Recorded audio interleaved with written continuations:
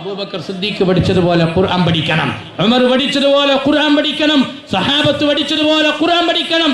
അത് പഠിക്കാൻ പാടില്ല എന്നാരെങ്കിലും നമ്മളോട് പറയുന്നുവെങ്കിൽ ഖുർആനിനോട് ചെയ്യുന്ന ഏറ്റവും വലിയ അനീതിയാണ്. കാലം അവർക്ക് മാപ്പ് നൽകില്ല, ചരിത്രം അവർക്ക് മാപ്പ് നൽകില്ല.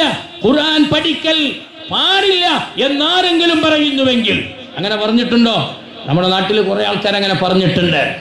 കുറെ ആളുകൾ നമ്മുടെ കയ്യിൽ നിന്ന് ഈ ഖുർആൻ കയ്യിൽ നിന്ന് വാങ്ങി പകരം മാല കിതാബുകളും മൗലീദ് കിതാബുകളും വെച്ച് തന്ന് ഒരുപാട് കാലം ഈ സമുദായത്തെ വഞ്ചിച്ചിട്ടുണ്ട്.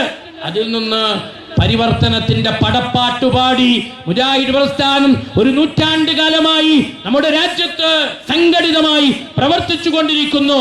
ആ മാല കിതാബും മൗലീദ് കിതാബും തിരിച്ചു വാങ്ങി പകരം ആ കയ്യിൽ അള്ളാഹുവിന്റെ റസൂലിന്റെ സുന്നത്തും അള്ളാഹുവിന്റെ ഖുർആനും വെച്ചുകൊടുത്ത് അതിനനുസരിച്ച് ജീവിക്കുന്ന ഒരു സമൂഹത്തെ വാർത്തെടുക്കാൻ അതിന്റെ ഫലങ്ങളൊക്കെ അൽഹംദുലില്ലാ കണ്ടുകൊണ്ടിരിക്കുകയാണ്. സ്ത്രീകളിലും പുരുഷന്മാരിലും കുട്ടികളിലും കുടുംബങ്ങളിലും നാടുകളിലുമൊക്കെ അതിന്റെ സമൂലമായ പരിവർത്തനം നമ്മൾ കണ്ടുകൊണ്ടിരിക്കുന്നു. ഇനിയും നമുക്കൊരുപാട് മുന്നോട്ട് പോകാനുണ്ട്. ആ മുന്നോട്ടുള്ള യാത്രയിൽ നമ്മുടെ ഏറ്റവും വലിയ പ്രമാണം, നമ്മുടെ ഏറ്റവും വലിയ ശക്തി വിശുദ്ധ ഖുർആനാണ്. സന്തോഷം നമുക്ക് തീർച്ചയായും നമ്മുടെ കുടുംബത്തിലേക്ക് എത്തും. നമ്മുടെയൊക്കെ ഉത്തരവാദിത്വങ്ങളെ തീർച്ചയായും കണ്ണു തുറപ്പിച്ച് നമുക്ക് കാണിച്ചു തരും.